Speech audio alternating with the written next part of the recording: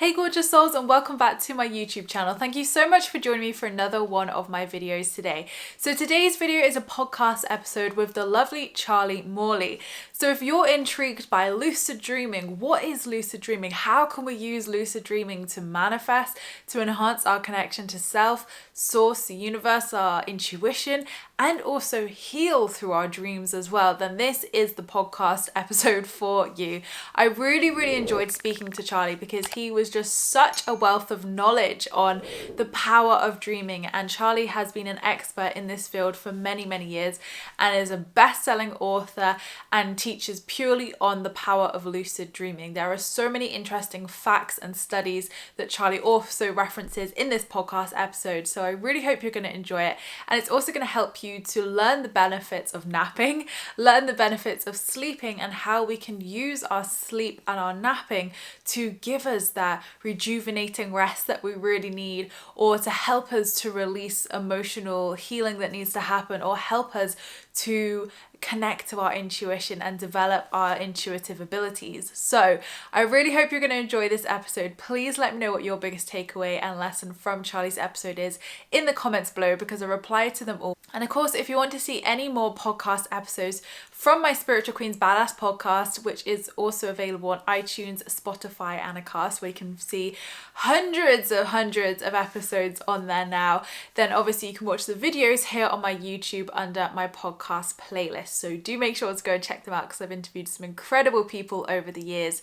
And if you've liked this interview, then I'm sure you will love those as well. But without further ado, let's get on with Charlie's interview. So thank you so much, guys, for watching. I appreciate all your views and likes.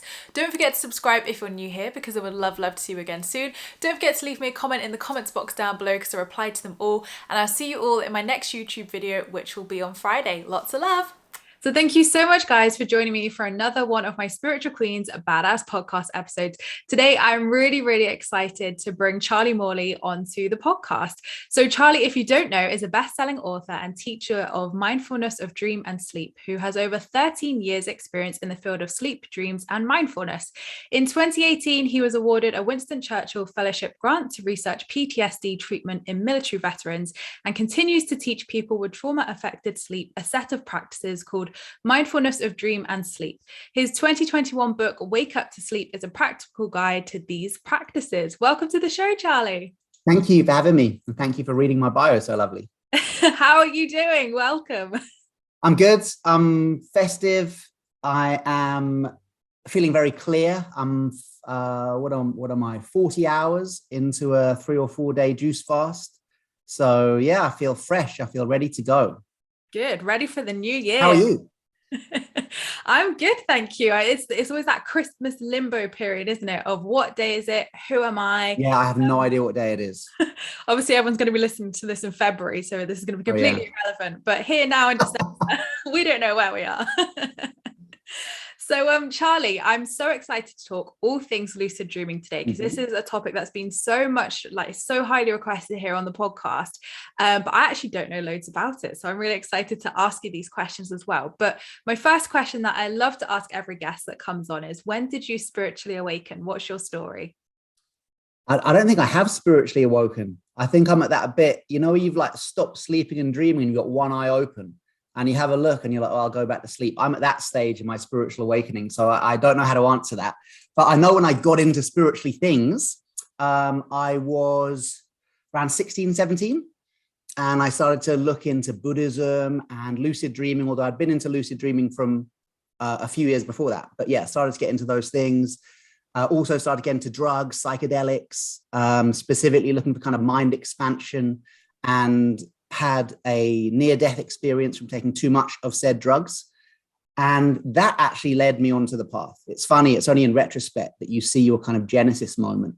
And I wish mine was I was visited by angels in my dreams and they told me to do this. It wasn't. It was I got messed up.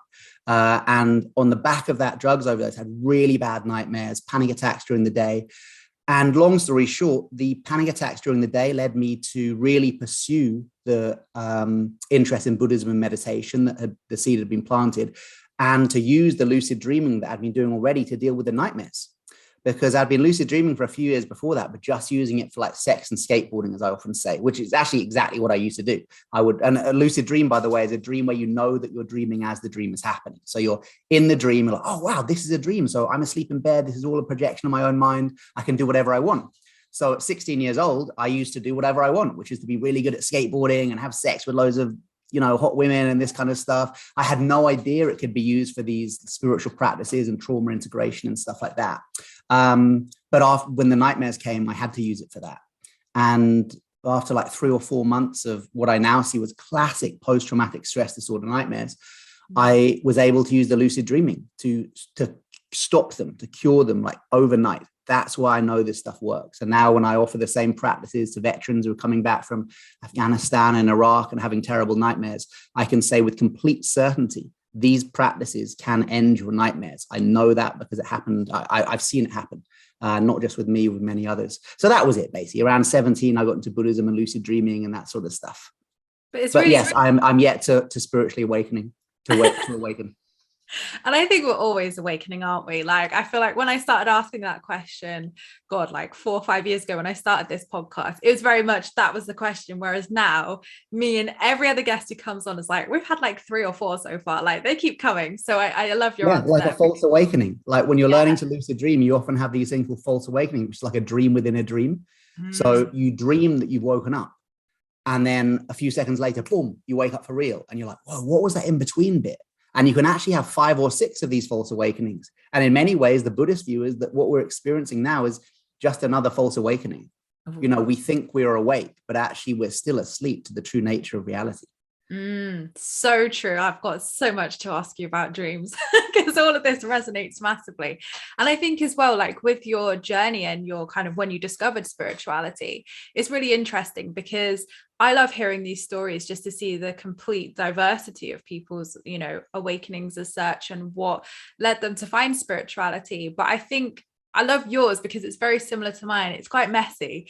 And sometimes it's not neat and pretty and, oh, an angel visited me, or, oh, I found the secret.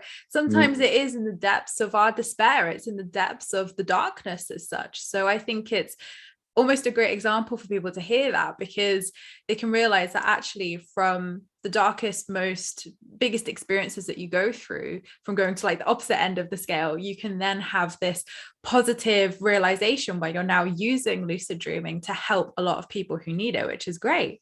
Absolutely. And what you're talking about there, archetypally, that is the awakening experience. Very, very rare to have an awakening experience without suffering. So when I do hear people who just like an angel visits them, I'm like, whoa, that's like 1 in a gazillion. Jesus, he had to be nailed to a freaking cross. You know what I mean? It's like, look at what happened. You look at the sages of the past. It's why do we think that we can reach some level of awakening without going through that suffering that they had to go through? So actually, what you're describing there is way more common. Like this is the shamanic dismemberment that you find in all the shamanic and indigenous traditions. It's going into the darkness. It's Carl Jung's dark night of the soul. That's kind of a requisite. It is possible to have awakening without the suffering. I wish I knew how to get to that bit. But for many, the most common way is through exactly what you described, which means not so much that we go looking for suffering, but that when we are experiencing suffering, we can at least have that possibility of seeing, no mud, no lotus. Without the fertile ground of the shit, of the mud, of the fertilizer, no lotus flower can grow. And that's a really important, not even a reframe, a really important truth, I think, to be aware of. Absolutely. Absolutely. Well, let's get on to the exciting stuff then. So I have heard about lucid dreaming. I've heard about your work for years and I've heard about it mentioned so much. And from just that little snippet you explained there, I have absolutely been lucid dreaming for years. Yes. I suffered with PTSD as well. It came out this year after years of it being underneath the surface. So I'm really interested to hear what lucid dreaming is and how it can help us. So lucid dreaming, definition of a lucid dream is any dream where you're actively aware of the fact you're dreaming as the dream is happening. So whether it's a fun dream, a nightmare, whatever, if you've ever had a dream where in the dream you go, whoa, this is actually a dream right now, that was a lucid dream. Most people listening will have had that experience at least once spontaneously. Research from Harvard shows that children have it naturally. So even if you don't remember having one of those experiences, you probably have had multiple of those experiences as a child. My job is to teach people how to have those at will. So to fall asleep doing certain techniques and practices, self-hypnosis techniques, meditation techniques, mantra recitation techniques, sleep cycle techniques, or waking up at certain times, which maximizes your drop into REM, so that people can intentionally have a lucid dream. So that once they're in that space where they go, oh, wow, I'm dreaming, they now don't just kind of fly about or let the dream happen. They can intentionally do something. Now, what would they want to do? The elevator pitch on lucid dreaming is essentially anything you can treat through hypnotherapy, you can treat through lucid dreaming, because it's a very similar state. The hypnotherapist will bring a strand of the conscious mind into the subconscious, and once it's there, plant a suggestion of healing intent. I live a healthy lifestyle free of the addiction of cigarettes, for example. A lucid dream, you're doing exactly the same thing, but you don't have the hypnotherapist guiding you. And rather than being in the subconscious, which is where a lot of hypnosis occurs, you're in the depths of the unconscious, simply because you can't get more unconscious than asleep. You know, you're as unconscious as you're ever going to be, unless you're in an anesthetic or dead or whatever it might. Even though you're not unconscious, but you know what I mean. So you're in this really deep aspect of the unconscious. So if in the lucid dream you call out something like, I release my fear, I'm the greatest version of myself, that is like having the deepest hypnosis session, and then the hypnotherapist implanting that seed of suggestion in your mind. And not only that, because you're in a dream and dreams are made of images, you can actually do stuff in the lucid dream. You can call out to meet your inner child. And 9 times out of 10, a personification of your childhood will appear before you, as real as, you know, you can touch it, you can hug him or her. You can ask, how can I heal you? How can I release the trauma of my childhood? You can practice things in the lucid dream. Heidelberg did a load of studies on this. You go into the lucid dream and practice sports. So let's say you go into lucid dream and practice like your tennis swing or something like that. They test you the next day. You actually get better. I mean, this is full on matrix stuff. And not just at a psychological level, at a physical level, you get better at sport by training in the lucid dream. So think about what happens if we train in trauma integration, in being more loving and being more kind. And especially as you mentioned, the PTSD, a lot of the work I've been doing over the past few years, and what forms the basis of the new book, is working with people with heavy levels of PTSD. And in that case, it is becoming lucid in their nightmare. So the recurring nightmare occurs, and knowing, oh, I'm not really back in Iraq, or I'm not really back in this sexual abuse scenario. I'm simply dreaming about it. And because I'm dreaming about it, and because this is my dream, I can do something here. So I can either, I mean, some people say, oh, I could change the ending. You could, but then that's still showing aversion to what happened. So actually a high level practice is to go into it, to move towards the attacker or the trauma literally with open arms. I talk about this in my TED talk about embracing your trauma, not to make more of it, but actually knowing that love is the most powerful dissolution element there is. And if you show love to something, and what is trauma but an unloved aspect of ourselves, you can actually love it back into integration. So you can have really powerful experiences. And we did a study on this. Sorry, just giving a really long answer, but this has just come out, the results. We did a study in the summer with 55 people, all of whom had PTSD. To get on the study, you had to have PTSD. And I've never worked with a group with 100% PTSD. There were veterans, child sexual abuse survivors, a whole range of people. In the week of the study, it was a scientific study with Institute of Noetic Sciences, 75% had a lucid dream. And of those, a high percentage had what we call a healing lucid dream. That's Little Waffles is agreeing with healing lucid dreams. And by the end of the study, when we tested the average PTSD score, it had dropped so low, it was below the PTSD threshold. So the average had dropped to below PTSD. Then 3 weeks later, the follow-up study, it was still below the PTSD threshold. This is huge. And when this comes out in January, there will be noise about it. So that'll hopefully come out before this podcast is released. Yeah, how exciting. And, you know, it's so amazing to hear this, because like I do inner child work, I do meditation, all these different things. And it's so great to hear that you can do all of this within your dreams as well, because I absolutely lucid dream like probably 6 days out of the week. I could tell you what my dreams were. I remember them even now. Like I'm always someone who's like, whoa, I had a really trippy dream last night. And I remember every single detail of it. But I think what I could do with developing is, like you say, being able to do something in that dream. It's very much observing. Like I don't feel I could just, I think sometimes I have done something, but I think that's where I would find a block of saying something or doing something in that dream. So it really fascinates me that we can work with that. And like you say, heal so many things in our waking life through our dreams as well while we sleep.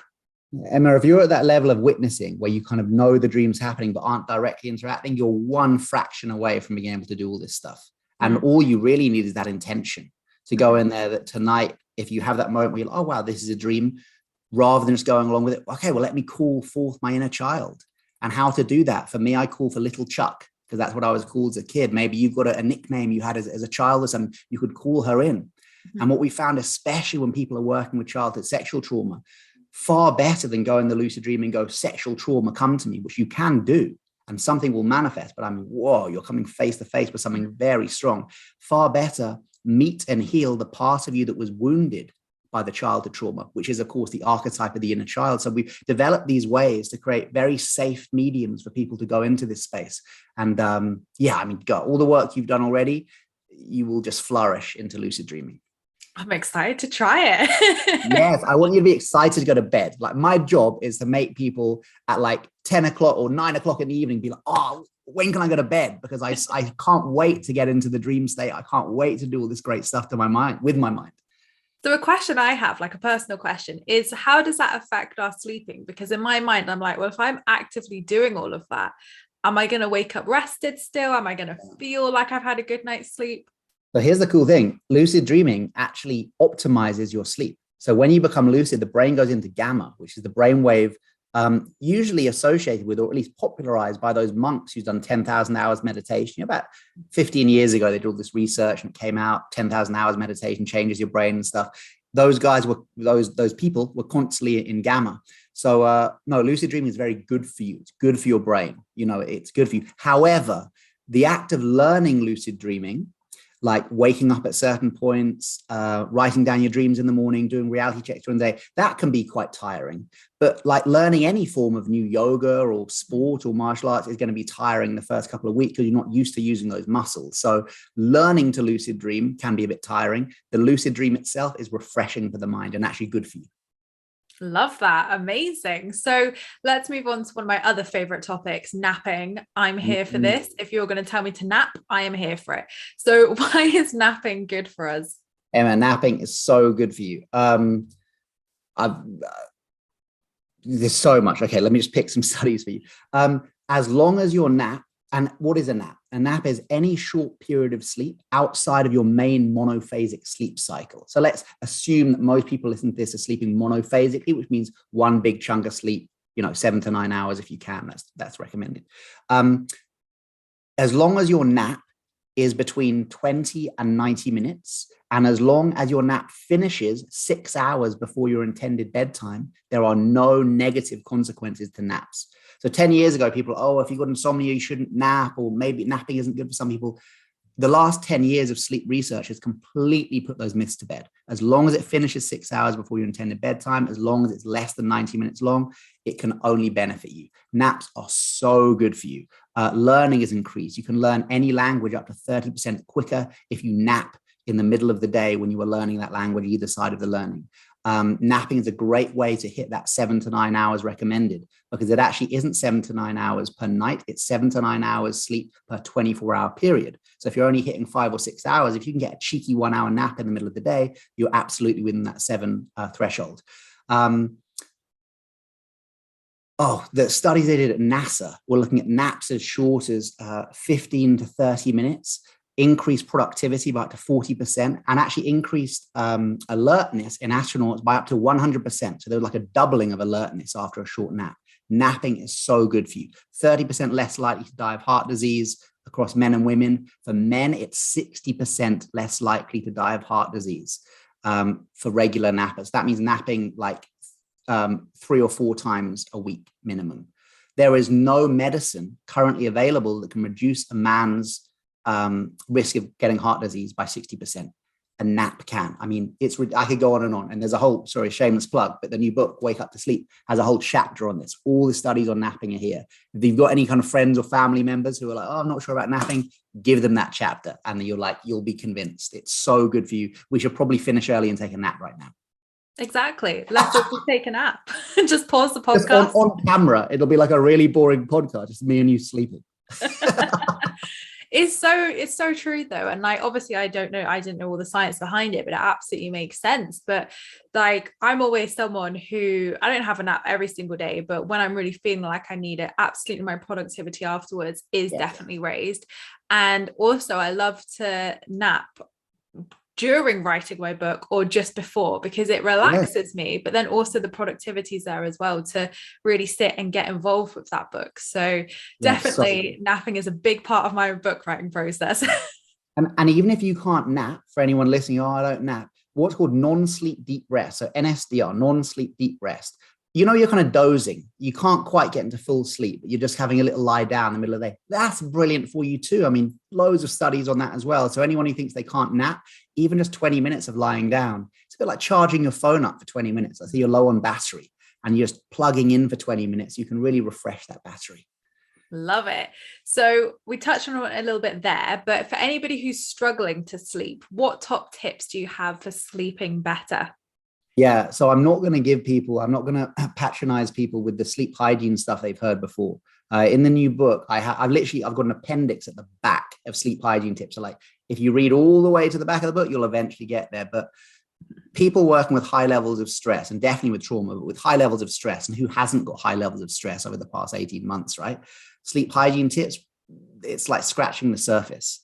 Because sleep hygiene tips deal with the external environment. Oh, make sure you don't look at your phone before bed, or make sure you don't have caffeine after this point. It's like they help, but they change the external environment. What we want to do is change the internal environment of our bodies. So my main tips are: number one, sleep awareness. Learn how sleep works. So learn how the sleep cycles work, learn how your sleep cycles work, start keeping a nocturnal journal, which is exactly how it sounds. Every morning, just noticing, how much sleep did I get? When did I go to bed? Did I wake up in the middle of the night? Any dreams I can remember? How do I feel upon awakening? That's your baseline. Number two, learn to relax. There's wakefulness and there's sleep. There's also the bridge between them, which is rest and relaxation. And most people try and go from full wakefulness to sleep without the bridge. So you still have to go through the bridge, but you go over the bridge while you're lying in bed. So, it takes me an hour to fall asleep. Well, if you did some rest and relaxation before you went to bed, you've crossed the bridge already, and then you can go into sleep. So deep rest and relaxation, things like yoga nidra, non-sleep deep rest, anything that relaxes you before bedtime. And yes, that will include switching your phone off, but not because there's anything wrong with the phone, but because rather than looking at your phone, you're choosing to relax before bedtime. The third one, say breath work. The quickest way to change your internal state of your the quickest way to change the internal state of your neurology is through your breath, through your breathing. If we got everyone to do this for the next 5 minutes, eventually they'll have a heart attack, eventually they'll have a panic attack, and maybe a heart attack too. Because what they're doing there is you are telling the body there's a threat because you're doing the breathing of threat, right? Whereas if we ask people to do the opposite for 5 minutes, the universal sound of rest and relaxation, your body and brain will move into a state of deep rest and relaxation. So slow, deep breathing is a really good way to regulate the nervous system. And then if people are working with nightmares, I'd say, look at what nightmares are, reframe them. Nightmares are good for you. They're a sign of a healing mind. They're like an immune response. And then, of course, lucid dreaming for people who really want to work with their sleep. But those are the tips I'd give, not the sleep hygiene stuff. Go at a deeper level. You're there for a third of your life. Make use of it. A third of your life. Wow. I never knew that. That's powerful. A third Isn't of that your nuts? Yeah. life. But like you say, we use it as just go to sleep, wake up. Like if we can use that positively to help us heal, to reframe our mindset, to heal trauma, like you don't need to worry about it in the waking life. Yeah. You've got it dealt with. Yeah. And I think there's no greater, because all this lucid dreaming stuff, I lived in a Buddhist center for almost 8 years. All this lucid dreaming stuff comes from the ancient Tibetan traditions, as well as the Mexican ones and shamanic ones too. These practices are really designed to help us. These are really powerful practices. So this whole thing about I'll sleep when I'm dead. No, you'll live when you sleep. You can really make use of this. It doesn't have to be dead time. It can be time for healing. Absolutely. Absolutely. Love that. So how can we set ourselves up for sleeping success then? I mean, all of those 5 things I mentioned, they're kind of working with sleep. And then as far as, I mean, let's get some tips on lucid dreaming. I think that's probably what people would like. So they got some takeaways. The first one, let's do the 4 Ds actually. This will just take a few minutes. The first D is dream recall. So train yourself to remember your dreams. So just like you said, Emma, you like every morning, you're like, oh my God, I totally remember my dreams. In many of them, I'm actually witnessing and I'm aware I'm dreaming. Perfect. So the first thing, remember your dreams. How? Well, a lot of people say they don't dream. Everybody dreams. There's no way to stop the human brain from dreaming other than a heavy head injury or a stroke. And even then, your brain will start dreaming within a few weeks. So you are dreaming every night. But when did you last try to remember your dreams? Well, if you don't think you're dreaming, you're probably not going to try and remember. So when you fall asleep tonight, be saying over and over in your mind an affirmation of remembrance, something like, tonight, I remember my dreams. I have excellent dream recall. Reciting that over and over again through the hypnagogic state, which is really suggestive kind of hypnotic state. The second D is a dream diary. So write down your dreams, why it helps you remember them, and also it helps you spot patterns. The act of writing down your dreams, let's say you write down your dreams for a week, and then you look through them, you'll start to see certain patterns that only happen in your dreams. Like, oh, I always dream of that beach we used to go to as a kid. Or I always dream of that kid from school who I haven't seen for 20 years. Or I always dream of my dead grandmother who died many years ago. You'll see what are called dream signs. And that's the third D, things that only appear in your dreams. And once you start recognizing them, you make triggers because you start to tell yourself, well, look, if I see my dead grandma, then I must be dreaming. Or if I'm back at that beach where we used to go as a kid, I must be dreaming. You set up these lucidity triggers. And the more you recognize your dream signs, the deeper those triggers become until eventually a couple of days later, you'll be dreaming away. You're on the beach as a kid and something triggers. It's like when you remember someone's name, you go, hang on, this beach, this is one of my dream signs. Whoa, this is it. I'm dreaming. And you can become lucid. And the fourth D, I'd say, is called dream planning. This is actually the most important. I should have done it first. Have a good reason to have a lucid dream. Anyone listening or watching this now, you can do all the techniques, but unless you've got a really good reason to get lucid, it's going to take a lot longer. So the most important thing is think, if I were lucid in my dream tonight, if I were conscious in my unconscious mind, what would I want to do? What trauma would I want to heal? What question would I want to ask? What thing would I want to practice? What meditation would I want to do? What internal archetypes, such as the shadow, the inner child, the king, the lover, the magician, would I want to meet? And if your dream plan excites you, if it's like, whoa, I cannot wait to go to bed. Imagine if I can meet my inner child and heal my childhood trauma, that will get you lucid. It's that excitement, or what the Greeks used to call enthusiasmos, which means possessed by the gods. If you can fall asleep with that enthusiasmos, that's going to get you lucid. I love those tips. They're great. And like you say, it is about intention, isn't it? It's not just about, blindly going in there and being like, oh, I'm lucid dreaming, having that intention, like you say, meeting your inner child, working with your angels, whatever, it definitely does help to have that intention and have a clear reason to go in, because then it's not directed, but you have more direction with it. And that's probably where I don't have that direction currently. But that's when you're one step away. Once you decide your dream plan, it's there for you. And also, as you were speaking, I was like, that's the same with every spiritual practice. Mm-hmm. It's like, oh, I want to try mindfulness.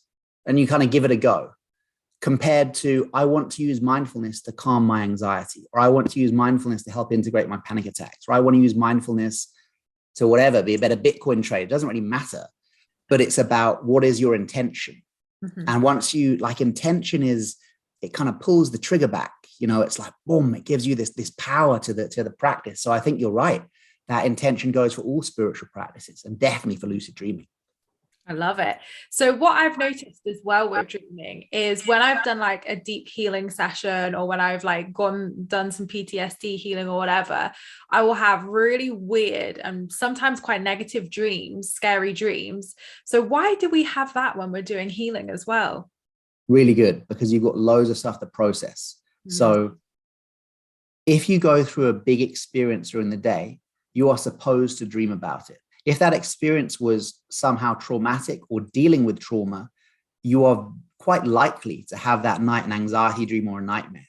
That doesn't mean, like, a lot of people freak out and think, oh, that means I shouldn't have done that healing during the day because I had a nightmare. That's a bad sign. It's not a bad sign. It's a very good sign.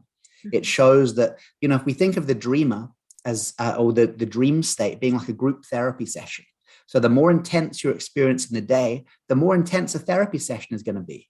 You know, if you're in weekly therapy with someone and then one week you get your heart broken, you know that next therapy session is going to be pretty bloody intense, right? You're going to have to talk about your heartbreak. It's exactly the same with our dreams.